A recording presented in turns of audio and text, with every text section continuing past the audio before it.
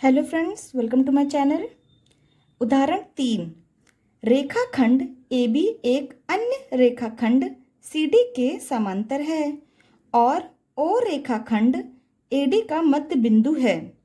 दर्शाइए कि त्रिभुज AOB ये सर्वांगसम है त्रिभुज DOC के। और दूसरा हमें दिखाना है कि O रेखाखंड BC का भी मध्य बिंदु है। तो ये हमारा प्रश्न है। अब जो प्रश्न में कहा गया है वो हम अपने फिगर में करेंगे। चलो करते हैं फिर। रेखाखंड AB, सबसे पहले एक रेखाखंड दी गई है तो हमने एक रेखाखंड खींच ली AB। ये हमारी रेखाखंड AB है। अब बोल रहा है कि रेखाखंड AB एक अन्य रेखाखंड CD के समांतर है। AB हमारा CD के समांतर है।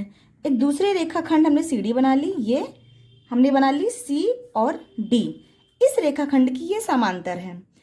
और O रेखाखंड AD यानी AD रेखाखंड है। सबसे पहले हम रेखाखंड AD को जोड़ देंगे, A और D बिंदु को जोड़ेंगे तो हमारी AD रेखाखंड हो गई। इसमें कह रहा है कि जो ये O है वो रेखाखंड AD का मध्य बिंदु है, यानी मध्य बिंदु यानी बीच का, यानी कि कहीं O यहाँ पे होगा तभी ये दोनों मध्य बिंदु यानी ये दोनों बराबर दिया गया हुआ है। दर्शाइए कि त्रिभुज AOB त्रिभुज है, यानी कि त्रिभुज यानी कि COB को हमको जोड़ना पड़ेगा तब जाके हमारा त्रिभुज के समान दिखेगा। ये हमने यहाँ पे इसको जोड़ दिया और त्रिभुज के जैसा हमने इसको बना दिया। ये हमने इसको ऐसे जोड़ दिया। यहाँ पे दिया है कि O हमारा AD का मध्य बिंदु है, यानी कि OA ये हमारा OD के बराबर है। ये और ये बराबर है। हमें दिखाना है कि त्रिभुज AOB और DOC ये दोनों हमारे क्या हैं, सर्वांगसम है। और जो O है ये BC का भी, BC का है ये हमारी है, ये BC का भी क्या है, हमारा मध्य बिंदु है। मध्य बिंदु का मतलब है कि हमारा OB और OC यानी कि ये दोनों भी बराबर होंगे। तो हमें यहीं पे यहाँ प्रूफ करना है, सिद्ध करना है। चूंकि डायग्राम में से थोड़ा थोड़ा समझ में आ ही रहा होगा कि जैसे AB और CD रफली हम समझ लेते हैं कि जो AD और CD है ये हमारा समांतर है। समांतर है तो सबसे पहले ये देखिए कि जो ये त्रिभुज बनेगा, सॉरी ये कोण जो बन रहा है और ये कोण, अगर ये दोनों समांतर है और ये त्रियक रेखा होगी, इसे फैला देंगे तो अगर ये त्रियक रेखा होगी तो ये और ये कोण हमारा एकांतर कोण होगा। ये दोनों कोण क्या होंगे, हमारे एकांतर कोण हो गया, यानी कि दोनों बराबर हो गए। और ये कोण और ये कोण भी आपस में बराबर हो जाएंगे। कैसे?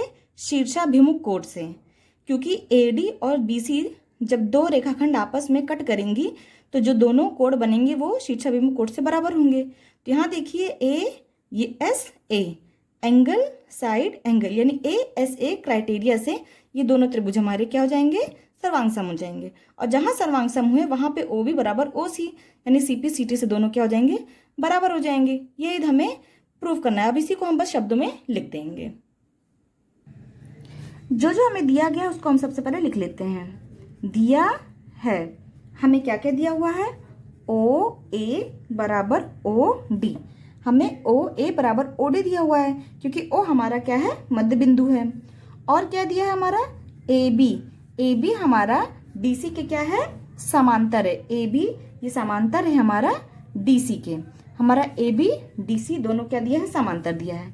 अब हमें सिद्ध क्या करना है हम वो भी लिख लेते हैं। सिद्ध करना है, सिद्ध करना है। हमें क्या क्या सिद्ध करना है, सबसे पहला सिद्ध करना है हमको कि जो त्रिभुज है हमारा, त्रिभुज AOB, त्रिभुज AOB ये हमारा सर्वांगसम है त्रिभुज DOC के, त्रिभुज DOC के।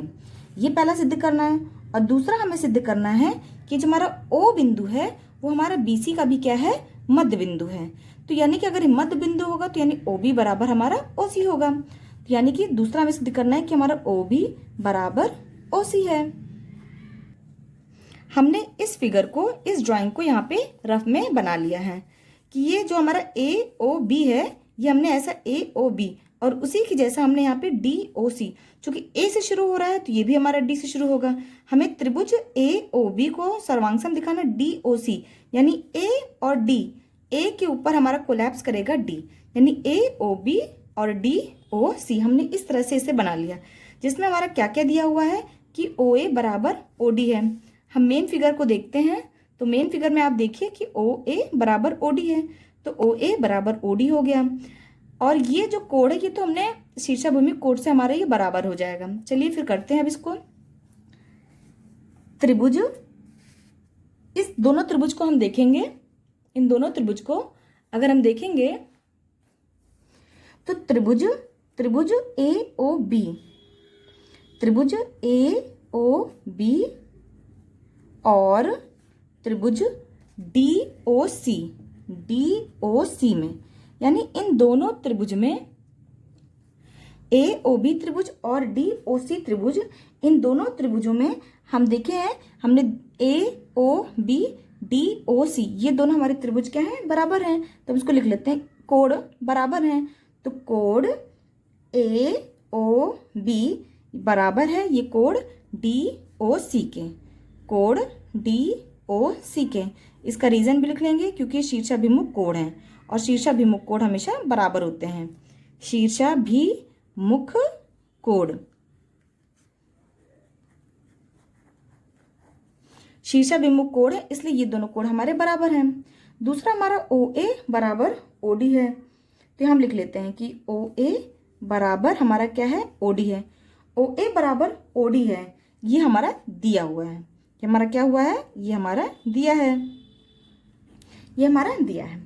तीसरा, अगर ये दोनों कोण भी हमारे बराबर हो जाएंगे, ये दोनों कोण हमारे बराबर हो जाएंगे, तो आप देखिए ये ए एंगल साइड एंगल, ए ऐसे क्राइटेरिया से ये दोनों त्रिभुज हमारे क्या हो जाएंगे, सर्वांग सम हो जाएंगे। तो हम मेन डायग्राम में आते हैं, वहां पे हमने देखा था कि ए बी सी डी के समांतर हैं और चूंकि हमको ये कोण और ये कोण बराबर दिखाना है तो इस तिर्यक रेखा को लेंगे, यानी कि ए डी को तिर्यक रेखा मानेंगे, तो ये कोण और ये कोण हमारा क्या हो जाएगा, एकांतर कोणों के युग्म हो जाएंगे, इसलिए ये दोनों हमारे बराबर हो जाएंगे। तो फिर हम इसको यहीं पे शब्दों में लिख लेते हैं, चूंकि ए बी समांतर सी डी, ए बी समांतर सी डी है, ये हमारा दिया हुआ ए डी समांतर सी डी है, और ए डी जो हमारी ये ए डी है वो तिर्यक रेखा है, और ए डी तिर्यक रेखा है, और ए डी हमारा क्या है, ये तिर्यक रेखा है, तिर्यक रेखा है। तो कोण कोण ओ ए बी बराबर कोण ओ डी सी होगा, ओ डी सी होगा। यानी कि हम मेन डायग्राम में आते हैं, यानी कोण ओ ए बी बराबर ओ डी सी होगा। और इस रफ वाले में देखिए तो ओ ए बी यहाँ से शुरू कर रहे हैं तो ओ डी सी यानी यहीं से शुरू हो रहा है, यानी ये दोनों भी हमारे क्या हो जाएंगे, बराबर हो जाएंगे। इसका रीजन लिख देंगे,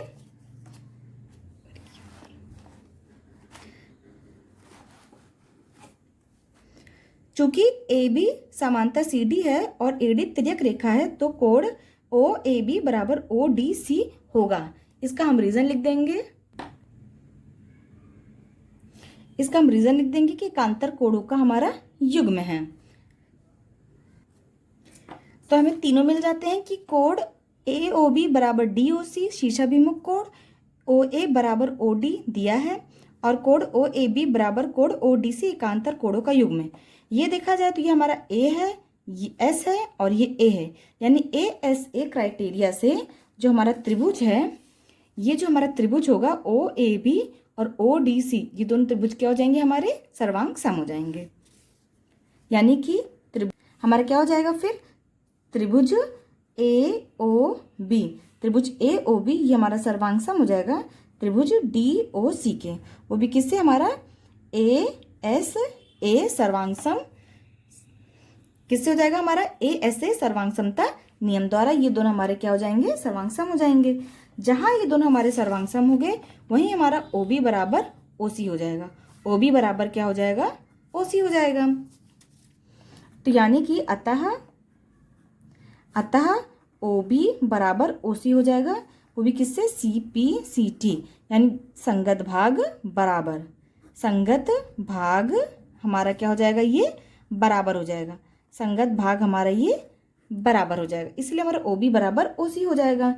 अब ओ भी बराबर ओ सी है, इसलिए हमारा क्या हो जाएगा, जो इसलिए हमारा ओ बी सी रेखाखंड का, ओ क्या हो जाएगा हमारा बी सी रेखाखंड का भी मध्य बिंदु होगा, का भी मध्य बिंदु होगा।